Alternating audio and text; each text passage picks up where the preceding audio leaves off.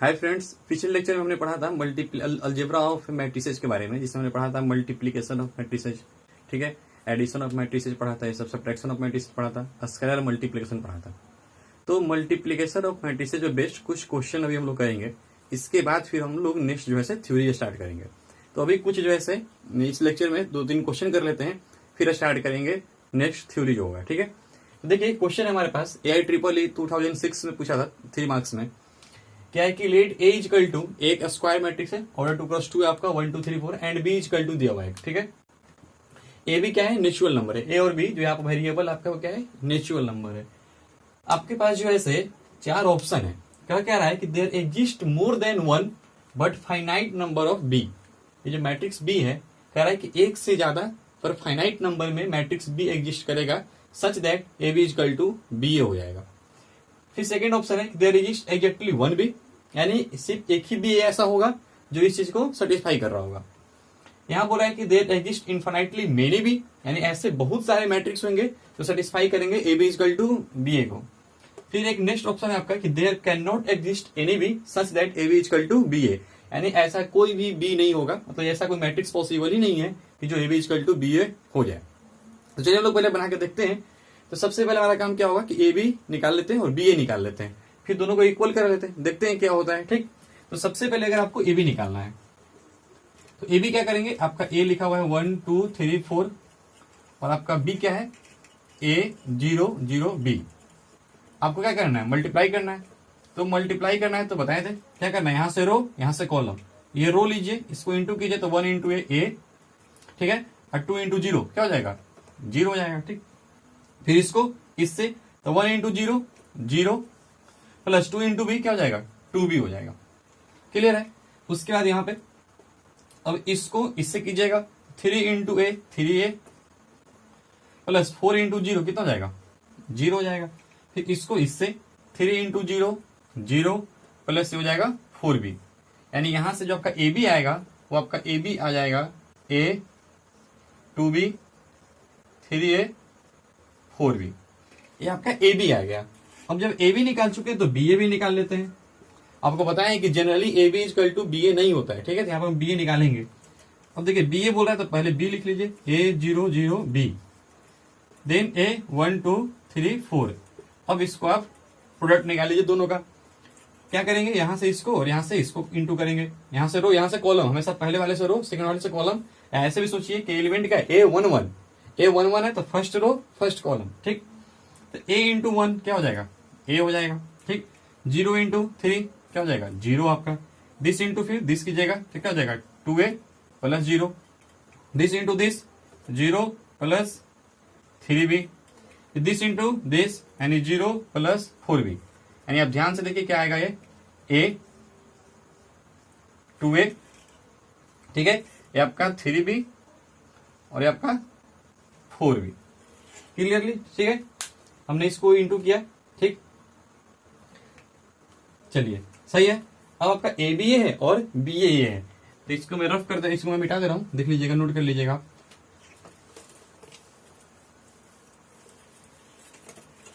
देखिए अब बोल रहा है कि A B is equal to B A condition satisfy करना चाहिए, यानी A B is equal to B A होना चाहिए। देखिए आपका ए बी क्या आया है, ए बी आपका आया है A 2b 3a 4b equal to B A क्या है आपका, बी आया है ए 2a 3b 4b, ठीक है, इस तरह आया है।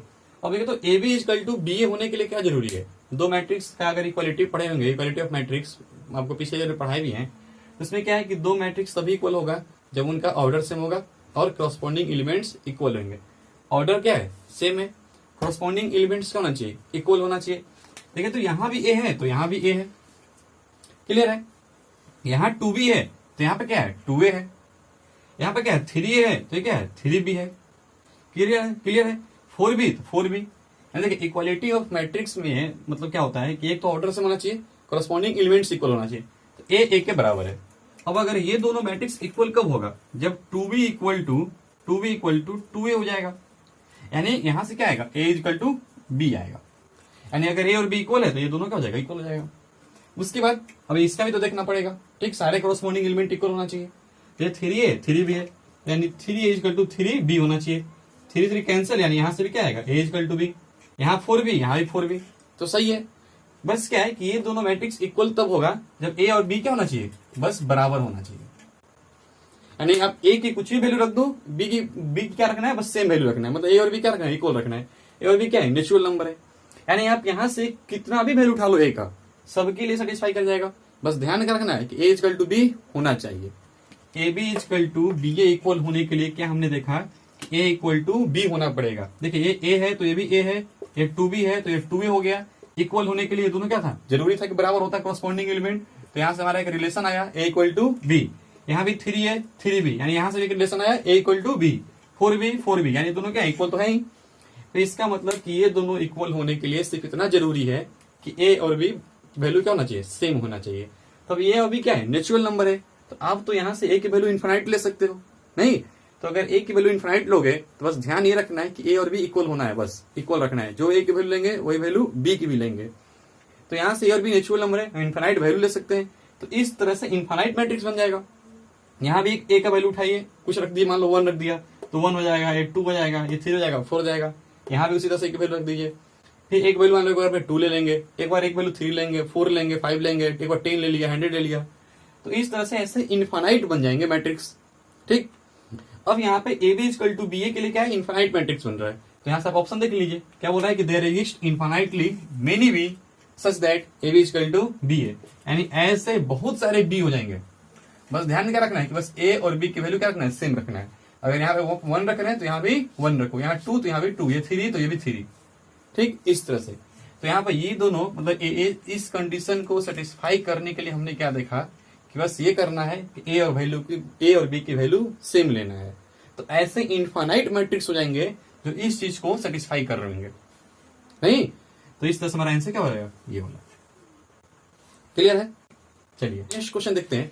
नेक्स्ट क्वेश्चन ABI ट्रिपल में पूछा था, ईयर याद नहीं आ रहा, ठीक है। देखिए कह रहा है कि if A and B are square matrices of size n cross n such that A square minus B square equal to A minus B into A plus B। ध्यान देना है कि A और B क्या है, मैट्रिसेज है, ठीक है। Then which of the following will be always true, कह रहा है कि इनमें से कौन सा हमेशा सही होगा। आपके पास ऑप्शन है 4, एक दिया पहला option AB equal to B होना चाहिए, सेकंड है आइदर A और B is a zero matrix, third है आइदर A और B is an identity matrix, and four है A इक्वल टू B। चलिए तो बोल क्या रहा है कि A square minus B square equal to A minus B into A plus B है। चलिए देखते हैं, ठीक। तो ये क्या कह रहा है, A minus B into plus B, into कर लो, A इंटू A क्या हो जाएगा, A square, A into B क्या होगा, प्लस AB, ठीक है। माइनस B इंटू A क्या होगा, minus BA, minus into this हो जाएगा माइनस B स्क्वायर, ठीक है। इधर क्या आपका A square minus B square. अब आप कंपेयर कर लीजिए राइट हैंड साइड वाले को और लेफ्ट हैंड साइड वाले को। तो यहाँ पे आपका A स्क्वायर टर्म में यहाँ भी एक A स्क्वायर मैट्रिक्स है, ये भी B माइनस B स्क्वायर, ये माइनस B स्क्वायर, यहाँ पे ये दोनों जो है एक्स्ट्रा आपके पास है। तो इसका मतलब कि दिस इजकल टू दिस होने के लिए क्या जरूरी है कि AB माइनस B है, ठीक है। यानी ये होना नहीं चाहिए था, तब ना ये और ये इक्वल होता, यानी दिस इक्वल टू दिस, इसके ये तभी हो सकता है जब ये वाला मैट्रिक्स नहीं होता, यानी AB माइनस BA क्या होता, जीरो हो जाता, मतलब जीरो का मतलब है नल मैट्रिक्स हो गया होता, ठीक है। अब कुछ लोग ये भी सोच रहे होंगे कि यहाँ प्लस से भी है माइनस भी है, कैंसिल आउट कर दो, तो नहीं, कैंसिल आउट नहीं होगा। देखो पढ़ाए हैं क्या कि AB जो है से BA के बराबर नहीं होता है मैट्रिक्स में जनरली। तो ऐसा नहीं कि AB है माइनस BA है तो इसको माइनस B को हम AB लिख लेंगे और प्लस से भी माइनस से भी कैंसिल आउट हो जाएगा, ऐसा नहीं हो सकता है। ऐसा नहीं कि कुछ लोग यहाँ पे BA की जगह पे AB लिख लें तो एक प्लस AB है और एक माइनस AB हो जाएगा, कैंसिल आउट हो गया, ऐसा नहीं हो सकता, ठीक है। ध्यान दीजिएगा, ये क्या है, AB है और ये माइनस BA है, तो ये जो पूरा टर्म लिखा हुआ है ये इसके इक्वल होने के लिए जरूरी है कि ये वाला टर्म नहीं होना चाहिए था, या ये वाला टर्म नल मैट्रिक्स होता, ठीक है, तो हो जाएगा हमारा इक्वल। यानी ये टर्म इक्वल टू क्या होना चाहिए, जीरो, यानी यहां से क्या आ गया, AB इक्वल टू BA होना चाहिए। यानी AB और BA दोनों जो ऐसे इक्वल मैट्रिक्स होगा तो माइनस हो जाएगा, क्या बचेगा, जीरो, मतलब नल मैट्रिक्स हो जाएगा एक तरह से, ठीक है, माइनस होकर के। तो AB इक्वल टू BA होना चाहिए, ठीक। पहला ऑप्शन आपका यहाँ पे सही है, इजी क्वेश्चन था, AI ट्रिपल में पूछा था, नोट कर लीजिए इसको भी। चलिए अब दो और भी क्वेश्चन देख लेते हैं, आखिरी क्वेश्चन दोनों है, बहुत इजी क्वेश्चन है दोनों, ठीक। देखिए कह रहा है, पहले इस क्वेश्चन को कर लेते हैं, if A and B are square matrices, ठीक है, ए और बी का स्क्वायर मैट्रिसेस है, अब ऑर्डर 2 यानी 2x2 ऑर्डर है, देन ए प्लस बी का होल स्क्वायर क्या होगा। ठीक, तो चलिए ध्यान से, ए प्लस बी का होल स्क्वायर का मतलब क्या है, हम कल ही पढ़ा है कि अगर ए स्क्वायर बोलता है तो इसका मतलब क्या है कि एक रो से, ठीक ना, अगर ए स्क्वायर बोलता है मैट्रिक्स का ए स्क्वायर मतलब एक रो से, ठीक है, तो ए प्लस बी का होल स्क्वायर का मतलब क्या है कि ए प्लस बी इंटू ए प्लस बी, और यहां से क्या आएगा, ये ए इंटू ए क्या हो जाएगा A square, A into B क्या होगा A B plus B A plus B square, तो ये आपका हो जाएगा आंसर। ठीक है, अब कुछ लोग ये सोचेंगे कि ये ए बी है बी ए है, दोनों को जोड़ दो, तो नहीं, ए बी बी ए के बराबर जनरल केस में नहीं होता है इन जनरल। ठीक है, पहले भी इस पर डिस्कस कर चुके हैं, तो यहाँ पे हम ए बी और बी ए को ऐड नहीं कर देंगे, हमारा यही आंसर हो जाएगा। देखिए ऑप्शन कौन सा है, ऑप्शन आपका सेकंड नंबर सही है। ठीक है, A square plus A B plus B square, ऐसा नहीं कि यहाँ देखेंगे ए प्लस बी का होल स्क्वायर तो A square plus 2ab plus B square बोल देंगे, ऐसा नहीं हो सकता है। ठीक है, चलिए ये क्वेश्चन क्लियर हो गया, ऊपर वाला क्वेश्चन देखते हैं।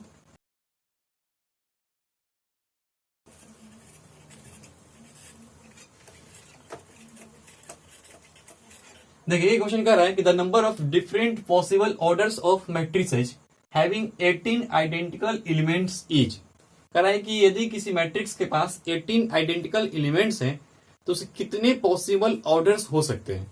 तो देखिए ध्यान से, हम पहले भी डिस्कस किए इस पे, अगर किसी भी मैट्रिक्स का ऑर्डर अगर m क्रॉस n है तो इसका मतलब कि उस मैट्रिक्स के पास टोटल mn एलिमेंट्स हैं। अगर बोले कि किसी मैट्रिक्स का ऑर्डर 3 क्रॉस 4 है तो इसका मतलब उसमें नंबर ऑफ एलिमेंट्स कितने 12 है। ऑर्डर अगर 3 क्रॉस 4 है तो नंबर ऑफ एलिमेंट्स 12, यानी इसमें टोटल 12 एलिमेंट्स हैं। अगर बोल दें ऑर्डर 2 क्रॉस 2 है तो इसका मतलब टोटल उसमें 4 एलिमेंट्स हैं। ठीक, तो यहां बोल रहा है कि जो ऐसे उसके पास 18 एलिमेंट्स हैं, तो बताइए कितने पॉसिबल ऑर्डर हो सकते हैं। तो देखिए ध्यान से, कितने हो सकते हैं, एक हो सकता है ऑर्डर 1 क्रॉस 18, हो जाएगा हमारा टोटल कितने एलिमेंट्स 18 एलिमेंट्स आ जाएंगे। एक हो सकता है 18 क्रॉस 1, ठीक है, एक ऑर्डर हो सकता है 2 क्रॉस 9, नेक्स्ट हो सकता है 9 क्रॉस 2, एक ऑर्डर हो सकता है 3 क्रॉस 6, एक होता है 6 क्रॉस 3, ठीक है, और होंगे क्या, और नहीं होंगे, कितने हो गए 1 2 3 4 5 6, यानी टोटल 6 पॉसिबल ऑर्डर हो सकता है।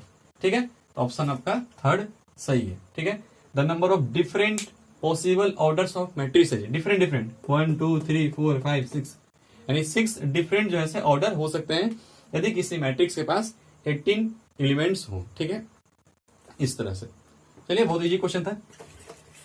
अब चलते हैं नेक्स्ट जो है अपना थ्योरी की तरफ। तो हमने कल पढ़ा था मल्टीप्लीकेशन ऑफ 2 डिटर्मिनेंट्स, ठीक, और उसी में देखते हैं मल्टीप्लीकेशन ऑफ डायगोनल, सॉरी कल हमने पढ़ा था मल्टीप्लीकेशन ऑफ डिटरमिनेंट नहीं, मल्टीप्लीकेशन ऑफ मैट्रिसेस। ठीक है, अब हम लोग पढ़ते हैं मल्टीप्लीकेशन ऑफ 2 डायगोनल मैट्रिसेस, यानी 2 डायगोनल मैट्रिसेस को कैसे मल्टीप्लाई करेंगे। तो देखिए कुछ बड़ा सा चीज नहीं है, आप जैसे अब तक मल्टीप्लीकेशन करते आ रहेंगे 2 मैट्रिक्स का, वैसे इसको भी कर लीजिएगा, लेकिन हम क्या कर रहे हैं थोड़ा सा शॉर्ट बना दे रहे हैं, उतना हर बार प्रैक्टिस नहीं करने जाएंगे, इजिली डायरेक्टली लिख लेंगे। जैसे मान लीजिए, लिख लीजिएगा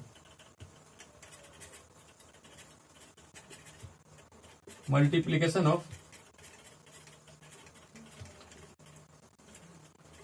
डायगोनल मैट्रिसेस। ठीक है, तो देखिए एक डायगोनल मैट्रिक्स आपका ये हो गया, मान लो यहाँ पर A 0 0 0 B 0 0 0 C लिखा हुआ है, डायगोनल मैट्रिक्स है, मतलब ऑफ डायगोनल एलिमेंट्स क्या होना चाहिए 0 आना चाहिए। ठीक, एक मान लीजिए डायगोनल एलिमेंट्स कुछ आपका इस तरह से, सॉरी डायगोनल मैट्रिक्स इस तरह से है, ABC है, मान लीजिए ये X 0 0 0 Y 0 0 0 Z, बोलेंगे दोनों का मल्टीप्लीकेशन कीजिए।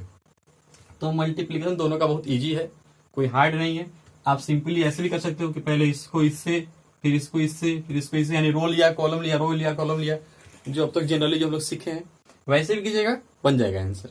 लेकिन टाइम बचने के लिए एग्जाम में क्या हम लोग बता रहे हैं कि इसका क्या करना है कि जब भी डायगोनल ऑफ मैट्रिसेज रहे, मतलब 2 डायगोनल मैट्रिसेज रहे, ठीक है, और उन दोनों का मल्टीप्लीकेशन हो, तो करना क्या है कि बस इनके डायगोनल को मल्टीप्लाई कर देना है। बस हम कैलकुलेशन से हम अपना टाइम से बच जाएंगे, टाइम लॉस नहीं होगा हमारा।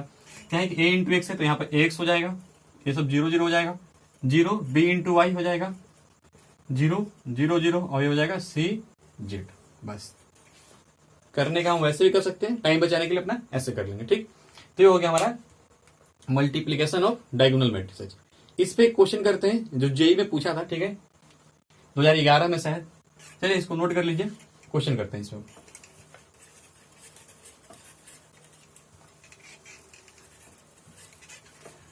जैसे दिया हुआ है क्वेश्चन में कि क्वेश्चन है आपका कि ओमेगा नॉट इक्वल टू 1, ठीक है,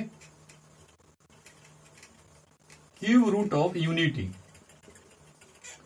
ओमेगा देखिए क्यूब रूट ऑफ यूनिटी आप लोग अगर पढ़े होंगे तो जानते होंगे कि अगर क्यूब रूट ऑफ यूनिटी की बात करें तो क्या होता है, एक होता है ओमेगा, एक होता है 1, एक होता है ओमेगा और एक होता है ओमेगा स्क्वायर। ठीक है, तो क्या बोल रहा है कि ओमेगा जो है क्यूब रूट ऑफ यूनिटी है और 1 के बराबर नहीं है, ध्यान देना है। ठीक है, तो बोल रहा है कि omega equal to 1 cube root of unity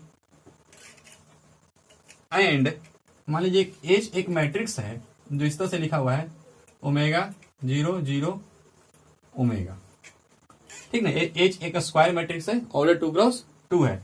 then find H का होल पावर 70, एच का होल पावर 70 फाइंड करना है। ये जो है आपको 2011 में क्वेश्चन शायद IIT या IIT में पूछा था। ठीक है, देखिएगा इसको आप 2011 में। अब यहाँ बोला हुआ है कि ओमेगा इक्वल टू 1 है और ओमेगा क्या है, cube root of, sorry omega not equal to 1 है, क्या है, क्यूब रूट ऑफ यूनिटी है, और एच एक आपका स्क्वायर मैट्रिक्स है, ऑर्डर 2 क्रॉस 2 हो गया, ये दिया हुआ है। बोला कि देन फाइंड एच के होल पावर 7, एच के पावर 70। तो देखिए एच क्या है, जिस हिसाब से हम एच स्क्वायर बोलेंगे तो एच स्क्वायर क्या हो जाएगा, एच इंटू एच हो जाएगा। तो एच क्या आपका डायगोनल मैट्रिक्स है, ठीक है, मल्टीप्लाई करेंगे तो यहाँ पे क्या हो जाएगा, ओमेगा स्क्वायर हो जाएगा, है ना। जैसे आप एच लिखेगा, एच क्या आपका ओमेगा 0 0 ओमेगा, और ये भी एच क्या हो जाएगा ओमेगा 0 0 ओमेगा। आप मल्टीप्लाई कीजिएगा, देखिए दोनों क्या है, डायगोनल मैट्रिक्स है, तो यहाँ क्या हो जाएगा ओमेगा स्क्वायर 0 0 ओमेगा स्क्वायर। तो अगर स्क्वायर किया तो ऐसा हो गया, अगर यही अगर एच के पावर 70 कर दें तो क्या हो जाएगा, ओमेगा का पावर 70 हो जाएगा, इस तरह से। देखिए एच का पावर अगर हम 70 कर दें तो इसका मतलब है कि H into H into H into कितने टाइम्स, 70 टाइम्स। ठीक है, 70 बार इस तरह से एच को मल्टीप्लाई कर लिया हमने। तो अब यहाँ पे क्या है कि आप एच, जब यहाँ पे एच ये लिखिएगा हर जगह उठा उठा करके, तो उतना करने से अच्छा है क्या आएगा डायरेक्टली आंसर, ओमेगा का पावर 70 0 0 ओमेगा का पावर 70, क्योंकि एच क्या आपका डायगोनल मैट्रिक्स है, मल्टीप्लाई कीजिएगा इसको तो यही आ रहा होगा आपके पास। ठीक है,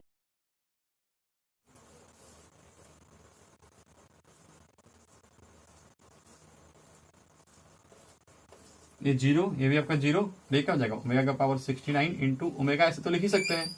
ठीक है, इस चीज को अब देखिए ओमेगा का पावर जो 69 है, तो ओमेगा का पावर 69 का मतलब क्या है कि ओमेगा का पावर, ओमेगा का होल पावर 23 और इसका पावर 3, ऐसे नहीं, 3 3 जा 9, 3 2 जा 6। ठीक है, देखिए तो ओमेगा का होल पावर क्या हो गया 23, या फिर ऐसे लिख लो कि ओमेगा का पावर 3 और होल पावर 23।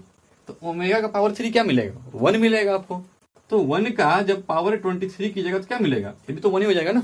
ठीक है, ध्यान से हम इसको ओमेगा का पावर 20 को ओमेगा का पावर 69 इंटू ओमेगा लिख लिया।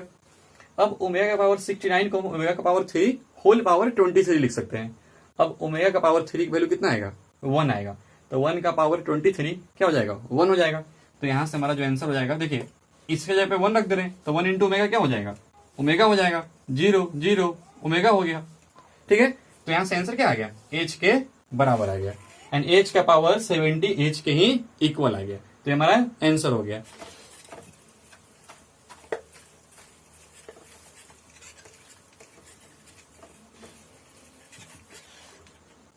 चलिए अब देखते हैं ट्रांसपोज ऑफ मैट्रिसेस। ठीक है, हमारा नेक्स्ट टॉपिक है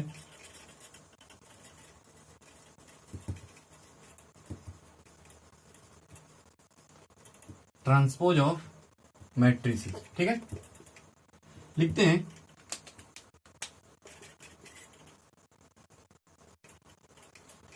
transpose of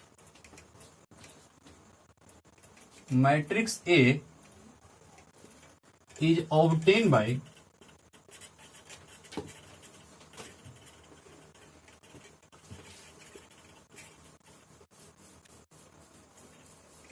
interchanging rows and columns of matrix ए। देखिए कोई एक मैट्रिक्स आपके पास है, मैट्रिक्स ए, अगर उसका ट्रांसपोज निकालना है तो ट्रांसपोज कैसे मिलेगा, क्या करना है कि बस रो और कॉलम को आपस में इंटरचेंज कर देना है, ठीक, तो बन जाएगा ट्रांसपोज ऑफ ए, ठीक, इस तरह से। एंड यहां पर लिखते हैं and it is denoted as A का ट्रांसपोज और ए डैश, ठीक है, इस तरह से। किसी भी मैट्रिक्स का अगर ट्रांसपोज निकालना हो तो उसके रो और कॉलम को आपस में इंटरचेंज कर दीजिए, वो ट्रांसपोज निकल जाएगा। जैसे एग्जांपल देखते हैं, मान लीजिए कि ए इक्वल टू एक मैट्रिक्स आपके पास इस तरह से ए बी सी डी लिखा हुआ है, बोलेंगे इसका ट्रांसपोज बताइए। तो ट्रांसपोज में करना क्या है कि बस सिंपल देखिए ए बी है और सी डी, ये दोनों क्या है, रो है, तो रो और कॉलम को आपस में इंटरचेंज कर लीजिए, यानी जो रो था उसको कॉलम बना लीजिए और जो इसमें कॉलम है उसको रो बना लीजिए। यहाँ पर रो क्या है, ए बी, तो यहाँ पे कॉलम बन जाएगा। R2 क्या है, सी और डी, ये C2 बन जाएगा इस तरह से, यानी R1 C1 से चेंज हो जाएगा, R2 C2 से चेंज हो जाएगा।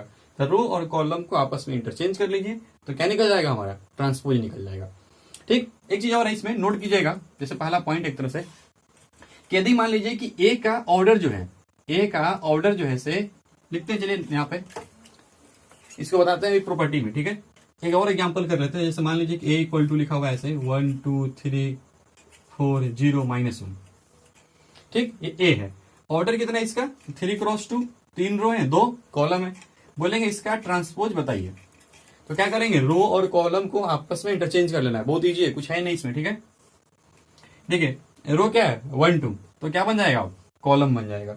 रो कितना है R2 जो है 3 4, C2 बन जाएगा, R3 C3 बन जाएगा, ठीक। अब देखिए तो यहाँ पर ऑर्डर कितना था, 3x2 था, यहाँ पे ऑर्डर क्या हो गया 2x3। देखिए ध्यान से, कितने रो, 2 रो, कितने कॉलम, 3 कॉलम। तो एक चीज हम देख क्या रहे हैं यहाँ से कि यदि मान लीजिए कि ए का ऑर्डर अगर m×n है, तो ए के ट्रांसपोज का जो ऑर्डर होगा वो n×m हो जाएगा। रो और कॉलम क्या हो रहा है, आपस में इंटरचेंज हो रहा है। जो इसमें जो रो था वो यहाँ पे कॉलम बन चुका है, और जो यहाँ कॉलम था यहाँ पे रो बन चुका है, तो क्या होगा, नंबर ऑफ जो ऑर्डर होगा वो भी चेंज हो जाएगा, ठीक है। ध्यान दीजिएगा इस चीज को, उम्मीद है आपको समझ में आया होगा। एक और एग्जांपल देख लो, जैसे बोले कि ए इक्वल टू लिखा हुआ है आपका 1 2 3 0 6 5 इस तरह से, ठीक है। बोलेंगे इसका ट्रांसपोज बताइए, तो ट्रांसपोज क्या हो जाएगा 1 2 3 हो जाएगा, जो आपका R1 है वो C1 बन जाएगा, ठीक, और 0 6 5 हो जाएगा। देखिए यहाँ पे ऑर्डर कितना था, 2x3 था, यहाँ पे ऑर्डर कितना है 3x2 है। देखिए ऑर्डर चेंज हो जा रहा है, ठीक। तो चलिए कुछ प्रॉपर्टी जब देख लेते हैं ट्रांसपोज ऑफ मैट्रिसेज का।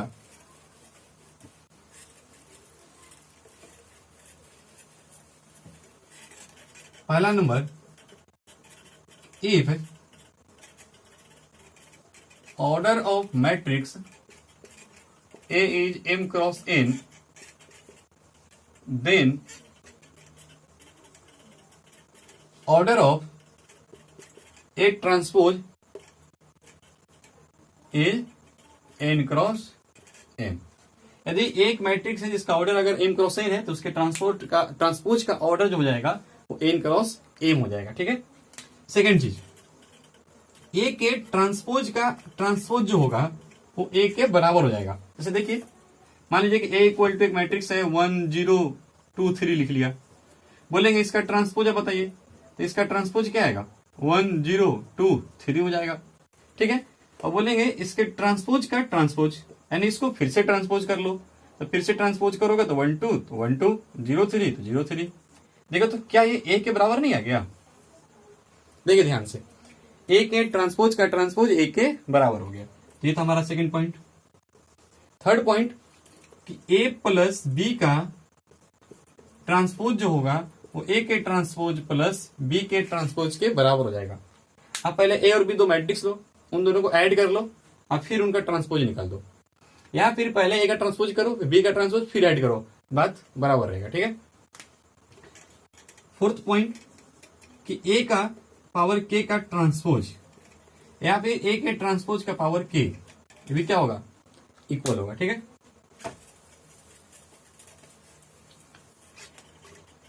नेक्स्ट पॉइंट, ए इंटू बी और इसका ट्रांसपोज, ए इंटू बी, ए क्रॉस बी एक तरह से, ए क्रॉस बी का ट्रांसपोज, तो ये हो जाएगा बी का ट्रांसपोज इंटू ए का ट्रांसपोज। ठीक है, इसको हम लोग बोलते हैं रिवर्सल लॉ। ठीक है, ए इंटू बी का जो ट्रांसपोज होगा, यानी ए और बी को पहले मल्टीप्लाई कर लो, फिर उसका ट्रांसपोज निकालो, वो इक्वल आएगा बी के ट्रांसपोज इंटू ए के ट्रांसपोज के। देखिए एडिशन में वैसा नहीं था, पर यहां पे उल्टा हो गया। तो इसी के बेसिस पे भी कर सकते हैं कि मान लीजिए A1 एक मैट्रिक्स है, into A2 into A3 dot dot AM लिखा हुआ है। ठीक है, एक A1 मैट्रिक्स है, A2 एक डिफरेंट मैट्रिक्स है, फिर एक A3 है, A4 है, इस तरह से M है। तो इसका होल ट्रांसपोज निकालना है। तो इसका मतलब क्या है कि ये भी क्या होगा, पलट जाएगा।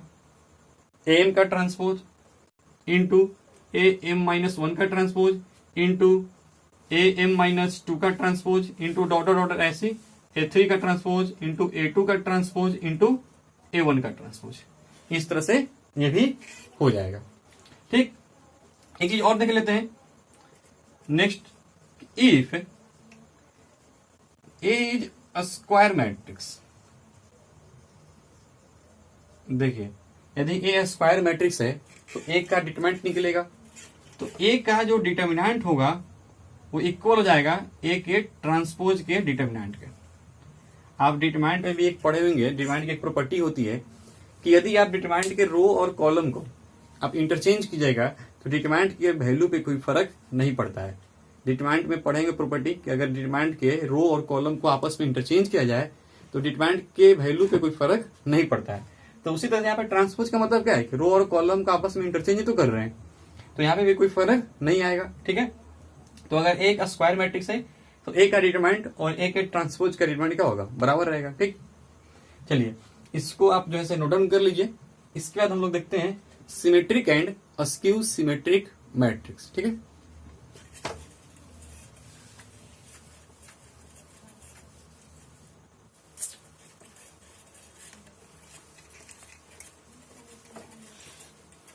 हमारा नेक्स्ट है symmetric and skew symmetric matrix. ठीक है,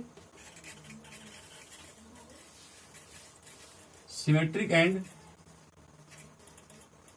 अस्क्यू सिमेट्रिक मैट्रिक्स। देखिए अब ये क्या होता है, लिखते हैं कि if A is a square matrix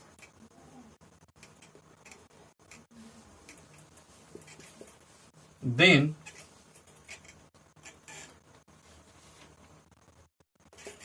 it is called, पहला then it is called symmetric, then it is called symmetric matrix if a का ट्रांसपोज इक्वल हो जाए a के। देखिए यदि किसी भी मैट्रिक्स का ट्रांसपोज इक्वल हो जाए उसी मैट्रिक्स के, तो उस तरह के मैट्रिक्स को बोलेंगे सिमेट्रिक मैट्रिक्स। ध्यान नहीं देना है कि सिमेट्रिक मैट्रिक्स हमेशा स्क्वायर मैट्रिक्स होगा, तो यहाँ पहले ही लिख दिए कि if A is a square matrix then it is called symmetric, यानी जितना भी मैट्रिक्स सिमेट्रिक होगा वो सबका सब स्क्वायर होगा ही होगा। ठीक है, तो क्या बोला कि किसी मैट्रिक्स का ट्रांसपोज उसी मैट्रिक्स के बराबर आ जाए तो क्या बोलेंगे, उसको सिमेट्रिक मैट्रिक्स बोलेंगे। ठीक है, कहने का मतलब है कि that is A I J equal to A J I for all I and J, for all I and J. ठीक है, देखिए क्या होता है ऐसे, जैसे मान लीजिए ये आपका एलिमेंट है क्या, A11 बोलते हो आप किसको, ये क्या बोलते हो A12, मान लीजिए हम 3 क्रॉस 3 का एग्जाम्पल ले लेते हैं, A21, A22, A23, A31। तो क्या बोल रहे हैं यहाँ पे कि ए आई जे बराबर होना चाहिए ए जे आई के। तो देखो ध्यान से, यहाँ पे क्या है 1 2 है, तो क्या बोला कि जो 1 2 होगा वो 2 1 के बराबर आएगा, नहीं ना। जैसे मान लीजिए अगर A12 लिखा हुआ है तो इसके अनुसार क्या होना चाहिए, A12 A21 के बराबर हो जाना चाहिए, ए जे आई के बराबर होना चाहिए, यानी A12 A21 के इक्वल हो जाना चाहिए। तो A12 और A21 ये दोनों क्या होना चाहिए, ये दोनों इक्वल होना पड़ेगा। ठीक है, उसी तरह से A13 A31 के बराबर होना पड़ेगा और A23 A32 के बराबर होना पड़ेगा। देखिए ये तो आपका डायगोनल वाला हो गया। ठीक है, तो डायगोनल से जो आपका जो ज्योमेट्रिकली जो आपको सेम डिस्टेंस पे दिख रहा होगा, यानी ये जो है से इसके बराबर है, ये वाला डिस्टेंस और रिलेशन बराबर है, ये और ये, तो इस तरह से ये सब सारे एलिमेंट इक्वल होने चाहिए, ठीक है। तो बोलेंगे क्या हम, सिमेट्रिक मैट्रिक्स, मतलब उनका ट्रांसपोज कीजिएगा तो उसी के बराबर आ जाएगा। जैसे देखते हैं, ये मान लीजिए 1 है, 2 है, 3 लिख दिया, -1 0 0 5 5। ये मान लीजिए ए इक्वल टू एक मैट्रिक्स है। आपसे बोलेंगे ना कि इसका आप ट्रांसपोज बताओ,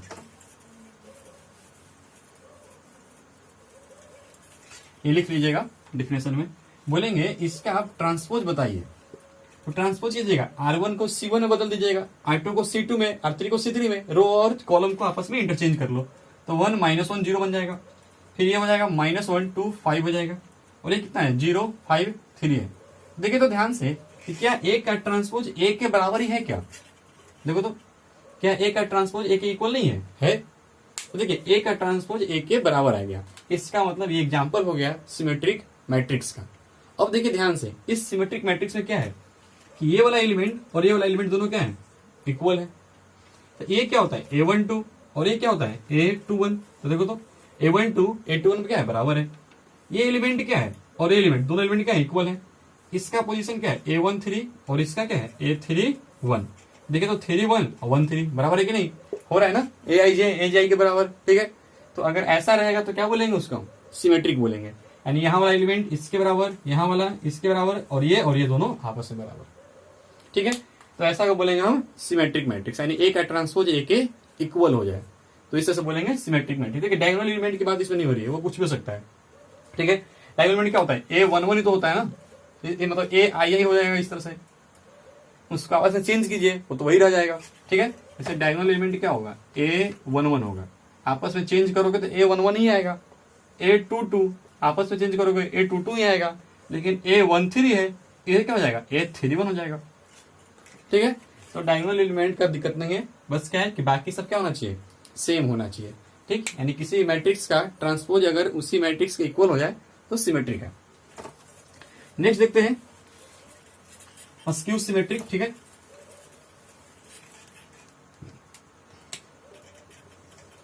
if A is a square matrix then it is called symmetric, ठीक है। चलिए ठीक है, आप लिख लो ना, A is a square matrix then it is called, चलो ठीक ही है ये फिर। चलो सेकंड लिखते हैं skew symmetric. A is a square matrix then it is called skew symmetric. Skew symmetric matrix if, skew symmetric matrix if A का transpose equal to -a हो जाए। देखिए ए एक स्क्वायर मैट्रिक्स था, उस मैट्रिक्स को हम अस्क्यू सिमेट्रिक तब बोलेंगे जब ए का ट्रांसपोज -a के बराबर हो जाए। इसका मतलब कि दैट इज AIJ इक्वल हो जाए -AJ I के for all I and J, ठीक है। AIJ किसके बराबर हो जाए, -AJ I के बराबर हो जाए।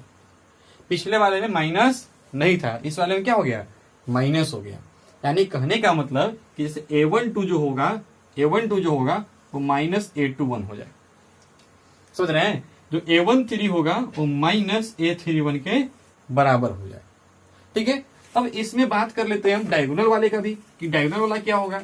आपको पता है कि डायगोनल वाला में I और J क्या होता है, इक्वल होता है, तो उसको क्या लिखेंगे AII। तो AI क्या होना चाहिए, बराबर -AII के बराबर होना चाहिए, ठीक है। यानी इसको हम लिख सकते हैं कि AII, ठीक है, प्लस AII इक्वल टू 0, यानी 2AII इक्वल टू 0। इसका मतलब यहां से क्या आया कि AII शुड बी 0, ठीक है।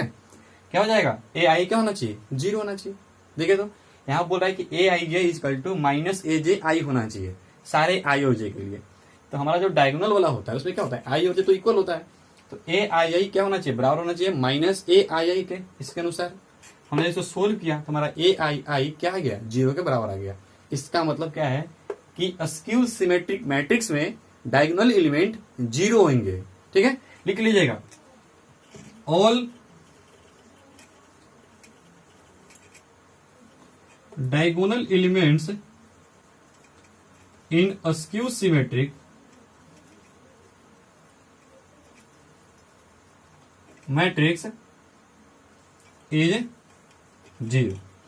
ठीक है, स्क्यू सिमेट्रिक मैट्रिक्स में सारे के सारे डायगोनल एलिमेंट आपके 0 जाएंगे, क्यों होंगे तो आप यहां पर देख लीजिए। ठीक है, देखिए इसका भी कुछ एग्जांपल देख लेते हैं, आप ये सब नोट कर लीजिएगा। ठीक,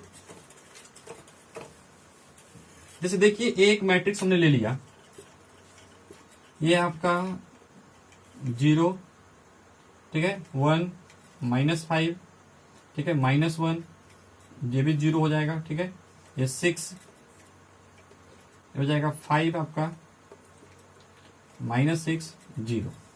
देखिए एक आपके पास एक मैट्रिक्स है, हम बोलेंगे कि इस मैट्रिक्स का ना आप ट्रांसपोज बताओ, तो इस मैट्रिक्स का जो ट्रांसपोज आएगा वो देखिए क्या आता है, 0, 1, -5 है तो 0, 1, -5 हो जाएगा।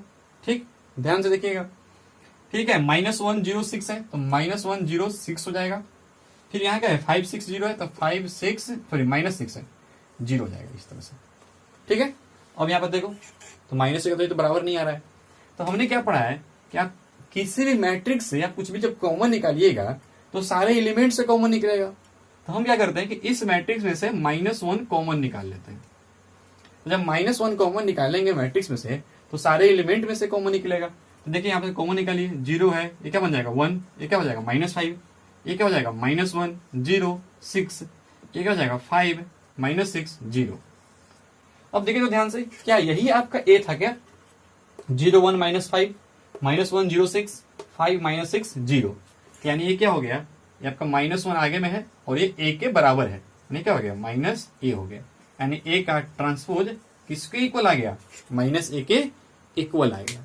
तो इसका मतलब कि ये मैट्रिक्स क्या है, स्क्यू सिमेट्रिक मैट्रिक्स है। और देखिए यहाँ पर ये 1 है तो ये -1 है, ये -5 है तो ये 5 है, ये 6 है तो ये -6 है, और डायगोनल एलिमेंट क्या है सारे 0 के 0 है आपके। ठीक, तो स्क्यू सिमेट्रिक मैट्रिक्स में क्या हो जाएगा कि ए का ट्रांसपोज -a के बराबर आ गया, तो ए का ट्रांसपोज -a के बराबर आ गया। अब आपसे रहेगा क्वेश्चन जो है, अगर बोलता है कोई क्वेश्चन दिया रहेगा कि so that this is a symmetric और स्क्यू सिमेट्रिक, तो हम क्या करेंगे, हम सिर्फ उसका ट्रांसपोज निकाल लेंगे। अगर उसका ट्रांसपोज मैट्रिक्स के बराबर आ गया तो सिमेट्रिक है, अगर ट्रांसपोज माइनस ऑफ मैट्रिक्स के बराबर आ गया, ठीक है, तो क्या है, स्क्यू सिमेट्रिक है। तो सिमेट्रिक और स्क्यू सिमेट्रिक चेक करने के लिए हम यही करेंगे, ट्रांसपोज निकालेंगे उसका। ठीक, क्लियर है इतना? चलिए, ये सब इजी है। ठीक, अब कुछ देखते हैं इसी में नोट करके, सिमेट्रिक और स्क्यू सिमेट्रिक में।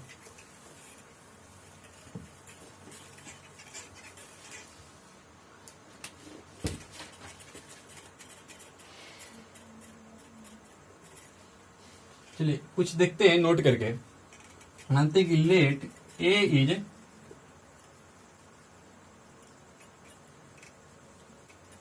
a square matrix of order m cross m, या फिर m कह लो। ठीक है, तो पहला पॉइंट, a प्लस a का ट्रांसपोज, देखिए a क्या एक स्क्वायर मैट्रिक्स है, देन a या square matrix order, then a plus a का ट्रांसपोज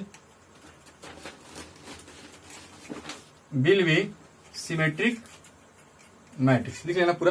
ठीक है, a प्लस a का ट्रांसपोज क्या होगा, सिमेट्रिक होगा, एंड a माइनस a का transpose will be skew symmetric हो जाएगा। ठीक है, स्क्यू सिमेट्रिक मैट्रिक्स होगा। देखिए यदि a कोई स्क्वायर मैट्रिक्स है, ठीक है, तो क्या होगा कि a प्लस a का ट्रांसपोज एक सिमेट्रिक मैट्रिक्स हो जाएगा, और a माइनस a का ट्रांसपोज एक स्क्यू सिमेट्रिक मैट्रिक्स होगा।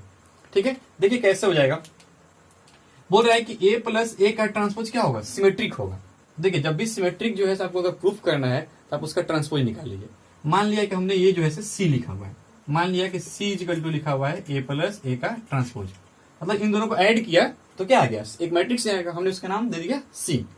अब देखिए बोल क्या रहा है कि c क्या है, सिमेट्रिक है, तो हमने क्या बोला कि किसी को भी अगर सिमेट्रिक प्रूफ करना हो तो c का ट्रांसपोज c के बराबर दिखा दो। अगर c का ट्रांसपोज c के बराबर है तो सिमेट्रिक है। तो चलिए हम दिखाते हैं कि जो c का ट्रांसपोज है वो c के बराबर है। तो यहाँ पर c का ट्रांसपोज इक्वल टू हमने क्या किया, a प्लस a के ट्रांसपोज का ट्रांसपोज कर लिया, यानी c के ट्रांसपोज वैसे। देखिए यहाँ पे अभी हमने एक प्रॉपर्टी पढ़ा था कि a प्लस b का जो होल ट्रांसपोज होता है a transpose plus b transpose के बराबर होता है।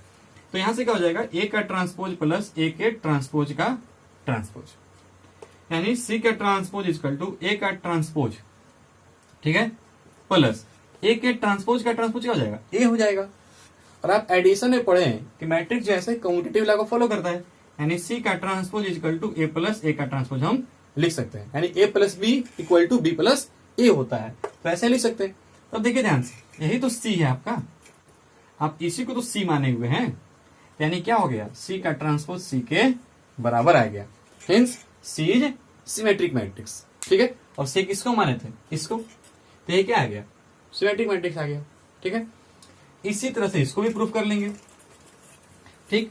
अब मान लिया कि ए भी जो है से सी हो गया, ठीक, एक ए माइनस ए का ट्रांसपोज एक मैट्रिक्स आएगा, हमने उसको सी नाम दे दिया, और बोल कर रहा है कि सी विल बी अस्क्यू सिमेट्रिक। अब किसी मैट्रिक्स को अगर अस्क्यू सिमेट्रिक दिखाना है तो क्या कीजिए, उसका ट्रांसपोज माइनस सी के बराबर हो जाना चाहिए, ठीक। तो चलिए मान लिया कि ए माइनस ए का जो ट्रांसपोज था वो सी के बराबर था, यानी सी का transpose equal to A minus A के ट्रांसपोज का होल ट्रांसपोज आप कीजिएगा। तो अब यहां से आप देख लीजिए क्या होगा, ये कि ए का ट्रांसपोज माइनस ए के ट्रांसपोज का होल ट्रांसपोज, यानी ए का ट्रांसपोज माइनस ए हो जाएगा, यानी आपका क्या आया, सी का ट्रांसपोज इक्वल टू ए का ट्रांसपोज माइनस ए आया, यानी सी का ट्रांसपोज इक्वल टू, यहां से आप माइनस कॉमन ले लीजिए, तो माइनस कॉमन लीजिएगा तो ए माइनस ए का ट्रांसपोज। और ध्यान से देखिए यही तो आपका सी है, यानी सी का ट्रांसपोज माइनस सी के बराबर आ गया। तो ये क्या हो गया, सी क्या हो गया, askew symmetric.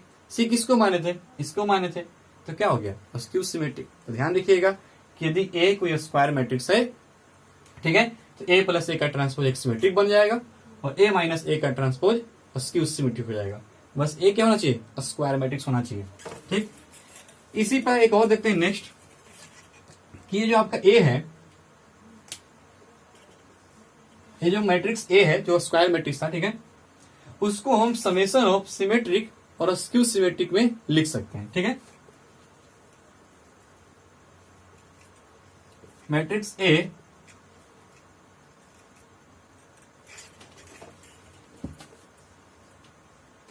can be written in the sum of symmetric matrix and askew symmetric matrix, ठीक है। देखिए जो A है उस A को हम सिमेट्रिक और अस्क्यू सिमेट्रिक के सम में लिख सकते हैं। किसी भी स्क्वायर मैट्रिक्स को हम summation of symmetric and skew symmetric लिख सकते हैं। यानी कहने का मतलब कि ए को हम ऐसा लिख सकते हैं कि ए को सिमेट्रिक मैट्रिक्स प्लस में अस्क्यू सिमेट्रिक मैट्रिक्स, इस तरह से, ठीक है। किसी भी एक ए अगर स्क्वायर मैट्रिक्स है तो उसको हम समेशन ऑफ सिमेट्रिक और अस्क्यू सिमेट्रिक लिख सकते हैं। मतलब हम लिख सकते हैं ऐसे कि ए इक्वल टू क्या हो गया, पी प्लस क्यू, जहां पी क्या है, सिमेट्रिक है, और क्यू क्या है, अस्क्यू सिमेट्रिक है, ऐसे लिख सकते हैं, ठीक। तो देखिए ध्यान से कि पी और क्यू हम ढूंढने कहां जाएंगे, हम ऐसे लिख सकते हैं डायरेक्टली कि that is A equal to, पता है आपको कि ये क्या है, सिमेट्रिक है, और ये क्या है, अस्क्यू सिमेट्रिक है, तो लिख देते हैं directly A equal to A plus A का ट्रांसपोज। सिमेट्रिक अस्क्यू सिमेट्रिक कहां ढूंढने जाएंगे, यहाँ आपको मालूम है, ठीक है, कि सिमेट्रिक अस्क्यू सिमेट्रिक है, तो हम A equal to symmetric plus sum of skew symmetric, ऐसे लिख सकते हैं। यानी किसी भी स्क्वायर मैट्रिक्स को sum of symmetric and skew symmetric लिख सकते हैं। इसमें हम चाहे तो हम किसी भी स्क्वायर से मल्टीप्लाई भी कर सकते हैं, किसी भी स्क्वायर से के मल्टीप्लाई कर दो, उससे कोई फर्क नहीं पड़ेगा, क्योंकि अगर यहाँ पर के लिखेंगे आगे में तो पूरे में मल्टीप्लाई हो जाएगा, यहाँ भी पूरे में मल्टीप्लाई हो जाएगा, ठीक है। तो चलो हमने एक 1/2 ले लिया, ठीक है। तो इस तरह से हम लिख सकते हैं किसी भी मैट्रिक्स को, कोई भी स्क्वायर मैट्रिक्स को summation of symmetric and skew symmetric के फॉर्म में लिख सकते हैं, ठीक है। ध्यान रखिएगा इसको। चलिए नेक्स्ट देखते हैं।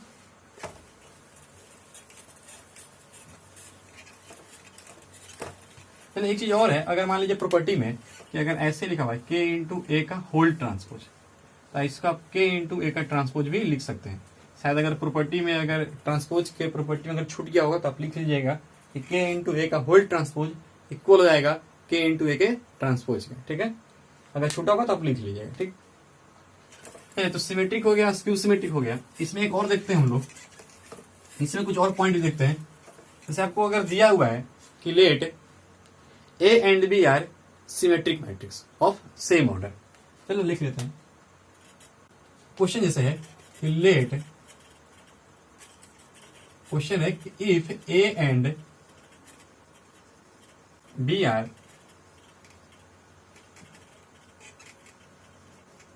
Symmetric matrix of same order then A B A will be. क्या होगा?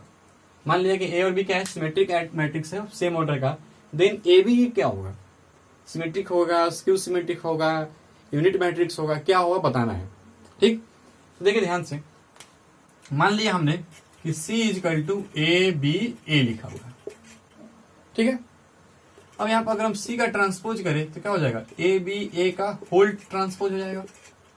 और अभी हमने एक रिवर्सल ला पढ़ा है, तो उससे क्या हो जाएगा? पहले ये वाला ए आ जाएगा, ए का ट्रांसपोज इंटू बी का ट्रांसपोज इंटू ए का ट्रांसपोज। अब क्वेश्चन है वो गिवन है कि ए और बी क्या है? सिमेट्रिक मैट्रिक्स है। तो अगर ए और बी सिमेट्रिक है तो इसका मतलब क्या है कि ए का ट्रांसपोज ए के बराबर है और बी का ट्रांसपोज बी के बराबर गिवन है। तो यहां पे ए का ट्रांसपोज किसके बराबर? ए के बराबर। बी का ट्रांसपोज किसके बराबर? बी के बराबर। और ए का ट्रांसपोज किसके बराबर? ए के बराबर। यानी सी का ट्रांसपोज किसके बराबर आ गया? सी के बराबर आ गया। ये तो सी था। इसका मतलब क्या हुआ कि A B A will be, देखिए सी का ट्रांसपोज सी के बराबर, इसका मतलब सी क्या है? सिमेट्रिक मैट्रिक्स है। तो हमारा आंसर क्या हो जाएगा कि A B A will be symmetric matrix.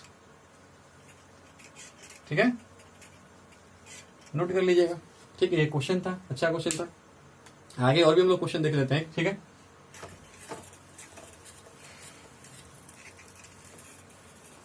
ऐसे ही है लिखा हुआ है कि if A and B are symmetric matrix, ठीक है, ऑफ सेम ऑर्डर, लिख लीजिए ऑफ सेम ऑर्डर, देन पहला क्वेश्चन आपको बताना है कि A B plus B A क्या होगा। सेकेंड क्वेश्चन आपका है कि A B minus B A क्या होगा, सिमेट्रिक होगा या स्क्यू सिमेट्रिक होगा, इस टाइप से। देखिए ध्यान से कि इसको पहले सोल्व करते हैं। ठीक है, मान लो कि सी इक्वल टू लिखा हुआ है ए बी प्लस बी ए। हम यहाँ पे दोनों तरफ ट्रांसपोज कर लेते हैं, यानी सी का transpose equal to A B plus B A का होल ट्रांसपोज। यानी जो सी का ट्रांसपोज होगा, अब देखिए यहाँ बीच में क्या है? समेसन है। ठीक है, बीच में क्या है? समेसन है। तो समेसन आने में रिवर्सल नहीं लगता है, यानी क्या हो जाएगा? ए बी का whole transpose plus B A का होल ट्रांसपोज। अब यहाँ क्या है? दोनों प्रोडक्ट के फॉर्म में है, तो यहाँ पे अब जो है से रिवर्सल लग जाएगा, यानी हो जाएगा बी का ट्रांसपोज इंटू ए का ट्रांसपोज प्लस ए का ट्रांसपोज इंटू बी का ट्रांसपोज। अब ए और बी क्या दिया हुआ है? सिमेट्रिक मैट्रिक्स है। तो अगर ए और बी सिमेट्रिक है तो बी का ट्रांसपोज बी के बराबर, ए का ट्रांसपोज ए के बराबर, तो यहाँ पर क्या हो जाएगा? ए बी हो जाएगा। अब आप पढ़े कि एडिशन में कम्यूटेटिव लॉ को फॉलो करता है, यानी आप इसको ए बी प्लस बी ए बोल सकते हो। और ए बी प्लस बी ए क्या था? ये तो सी था, यानी आपका सी का ट्रांसपोज क्या आ गया? सी के बराबर आ गया। यही तो आपका सी था, तो सी का ट्रांसपोज सी के बराबर। अब अगर सी का ट्रांसपोज सी के बराबर है, इसका मतलब क्या है कि सी एक सिमेट्रिक मैट्रिक्स है, यानी ये क्या हो गया? सिमेट्रिक हो गया। तो ध्यान रखिएगा कि if A and B are square matrix of same order then